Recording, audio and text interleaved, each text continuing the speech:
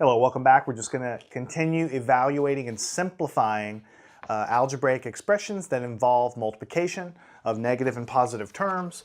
Nothing crazy or different about this. It's just slightly more complicated expressions to get more practice. So what if we have t times 2 times w minus 9 minus 2 times 2t plus 7. All right, and we want to simplify this, obviously. So we look inside the parentheses. These are different terms. We can't do anything. We look inside the parentheses. These are different terms. Can't do anything. So what we're going to do is we're going to distribute the t in, and then we'll distribute the negative 2 in. We'll blow it all out, and then we'll see if we have any like terms that we can then condense and simplify here. So the next thing that we do is we say, what is t times 2w? They're both positive, so you have 2 times tw. Can't really do any multiplication here, so you just write it out. What is t times negative 9? Well, negative times positive is negative, and you have the 9 times the t. You can't do much else there, so you just leave it as a multiplication. Then you look at this term. Negative 2 times positive gives you negative. 2 times 2 is 4 times t. That comes from that term, so you're done there. Negative 2 times the 7 is going to be negative times positive is negative 14.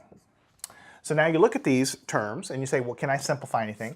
I look for TW terms. I have to have something times TW together as two variables to add, and I don't have anything. So the final answer is just going to have 2 times TW here. But then I notice I have two terms with a t in there, and I can add those together. So I have negative 9 minus 4. So you're going to get negative 9 plus 4 is 13 times t, of course. And then the negative 14, you can't add or subtract anything. There's no like terms with that, so this is actually the final answer for that. So you see the expression looks much more complicated, but there's actually not too much more math involved. All right, now the next question, what we want you to do is I want you to evaluate using the following things. For part A, we're going to say that x is equal to 1.